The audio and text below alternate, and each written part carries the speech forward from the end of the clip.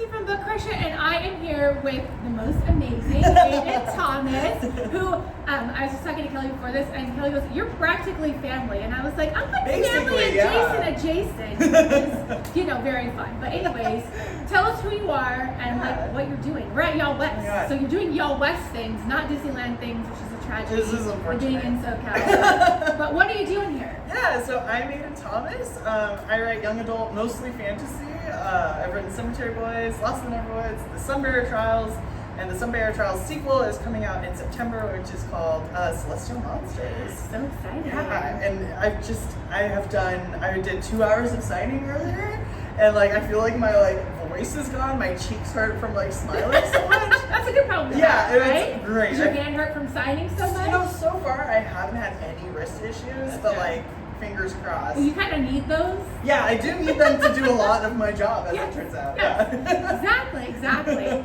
Well, I'm gonna get right into this and ask you like the best question, which is you ended Sunbearers on the worst cliffhanger. Yeah. How dare, first of all, how dare. Rude, no, it's fine. Did you always know it was gonna end that way?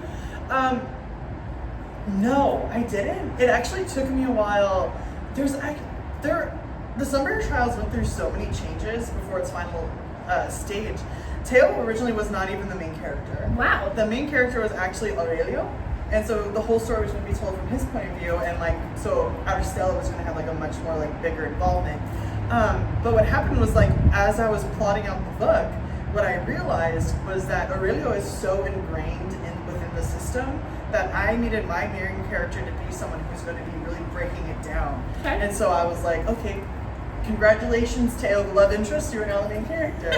So it went through so many changes. I'm trying to think about and you're like, I'm just gonna ruin I'm just gonna ruin everything for everybody at the end. Sorry, y'all. So I knew the big plot twist, but I hadn't really figured out the details. And I think you can kind of tell that when you read the end of Summer, because it's kind of vague. I'm like, but it's supposed to be that way, right? I mean, I guess I'm thinking to myself, it's supposed to be that way because then it makes us think as readers, hey, this is what we need to fill in the blanks. And so Aiden fills in the blanks for us and inevitably ruins us. I hadn't filled in the blanks yet. Not all of them, so I kind of left it vague. So that was really fun. And the end of Celestial Monsters, I will say, I originally planned to kill someone off. That would have upset everybody, but my friend Alex Abraham talked to me about it, so you guys have Alex. Thank you, Alex. Yes. Yeah, but I always knew the wide strokes of it, but not the details. Okay, all right, I love that. So thank you for not intentionally ruining us until very soon. That's how that works. Speaking of sequels, since we're talking about the one that's coming out soon, Cemetery Boys is getting one at some point, right? Which is very exciting. What emojis should we be picturing whenever we think about Cemetery Boys sequel? Definitely the screaming emoji. Your announcement of that is just the entire time is in screaming emoji. When are we getting it, right? 100% screaming emoji for sure, and it's supposed to be coming out in September 25. Okay, all right. So just another year-ish to wait. Keep on my deadlines. No more book festivals. No more. I can't go anymore. We're locking. Okay, but if we're gonna lock you anywhere, your condo or flat or apartment, whatever it is amazing. I have a lot of windows because I need sunlight and enrichment. You live in Portland? I live in Portland, yeah. So you have sunlight there? No. Well, we like to tell people that it's oh my god, don't come, it's so rainy and dark, but we have gorgeous summers. I lived in Oregon for 10 years, and I lived in Salem. And I left because I hated the weather. So, I grew up in California, so my definition of a gorgeous summer is way different than I get it. You grew up in the same place I did. I did, but I love not sweating. That is fair. Where you live is much better for that than where you grew up. Yes. Because especially when you grew up there, it would have been a lot more humid than it is now. A lot more humid. So, what have you read lately that we should be picking up? Because you've been blurbing a lot of stuff over the years. Yeah. So what have you read lately that we need to be picking up? Oh my god, it's kind of my favorite thing to do is blurbing books. I recently, The Loudest Silence by Sydney Langford. It's coming out in July. Oh yeah, it's I know great. exactly what you're talking about now. I feel like all of the blogging community that is in the queer space has been waiting for this book for a very long time. So. And it's absolutely wonderful.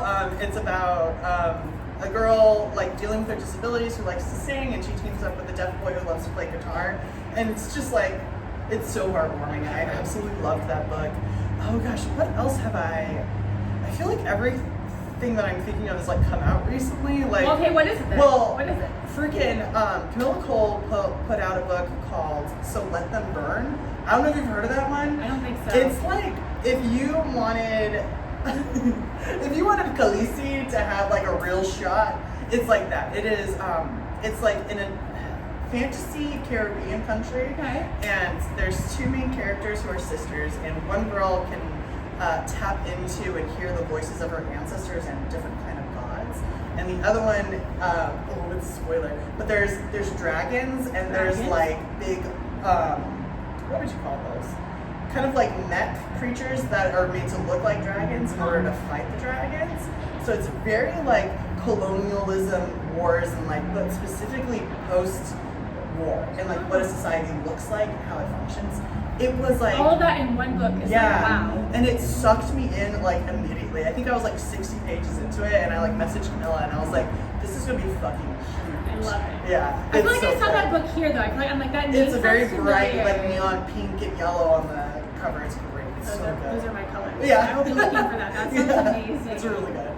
That's awesome. I love that you give a fantasy and a contemporary read. Yes. So I love that. You're really close to your family. Yeah. So I love that for you. And I get to hear about them adjacently through Judy, which is So cute. It's so cute. How do they show up in your writing? Oh my god, in my writing, it's funny because I feel like I don't usually like copy and paste people that I know into my books, but I like to steal things, like especially like quirks that people do and put them into my stories. So like I have a cousin who, like, when he gets like really excited, he'll repeat things in threes, and that's something that Julian does. Right. Like if you're reading Cemetery Boys, he'll just be like, oh, and then he'll be like blah blah blah, and like his name was it was so funny because he would be like telling a story and be like, and I tried to tell him, and then it just kind of like continues on. So it's like the minutia and stuff like that, and like, you know, big families that are like in everybody's business is very common among my people. Right. So that's like always a big one, and just kind of the sense of community and kind of the celebration of culture is very much just like, it makes me feel so good. It's really nice to kind of my Nita, who passed away recently, she was an ESL teacher, and she like volunteered at the library. She's the whole reason why I got into books. So it's like, so sweet. yeah, it's really important to me to just be able to kind of like honor her and like my other ancestors within my stories, and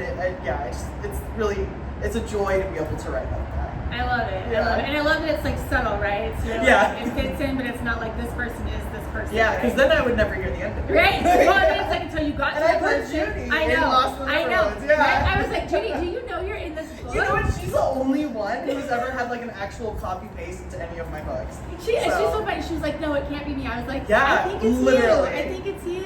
Yeah. That's so funny. And she's like, no. Yes, I think it's you. Just saying.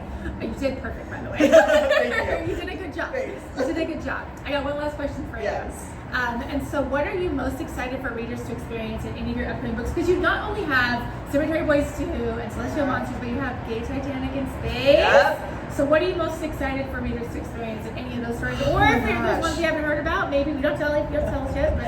I have a secret project that I haven't announced, and I can't tell you about it because my publisher doesn't know that, because this is something else. Fair. But let's see, for Celestial Monsters, there's like a lot of things that I tried to keep secret from people until they like literally open up that book. Oh gosh. So you will get to a chapter and there will be a header and you're going to be like, what's happening? Oh no. I'm really excited for that. I just got my e-arc, so now I'm like gonna flip through You it, got right? it. I'm really excited. And for the Cemetery Boys sequel, I'm like literally working on it in my hotel room right now. That's why you don't get to do fun things. That's why I don't get to do fun things. I have to sit in my dark little room and write my little stories. But for that one, I think it's gonna be really fun because we're in Julian's point of view, and he is so easy for me to write, and it's just like his like chaos ADHD demon brain is like so in a flux with mine that it's just like very joyful. So I'm excited for like all the bad jokes that people really liked in the first Cemetery Boys to like come back in the sequel. Yeah, I think those are probably the two like really big ones, but I'm so stoked for people to pick up Celestial Monsters. Oh well, and we're so close to it being out. It's like the summer's gonna fly by and it's gonna be here. I'm so excited. And you're signing for it. Yes, you've already announced the signing for it. Yes. Oh yeah, I'm gonna do a tour, and I'm really excited for that. God, it's gonna start. So the book launches on September 3rd, and so I'll start in Portland, and we're still like, I approved the list, and then as soon as I know what that tour list, I get to announce it. But it's going to be a lot of different places that I didn't get to go to on the first tour, so I'm That's really exciting. excited. You get to travel, and the rest of us get to see you that we didn't get to see you at Yeah, first, so exactly. that's really cool. Yeah, I'm really excited. It's going to be Well, fun. thanks for being here. Yeah. Thanks for writing all of these amazing stories, and thanks for giving us some insight into all these really cool things coming up. Yeah, thank you. Yeah, this is fun. I'm excited. Thank you. Thanks. Bye.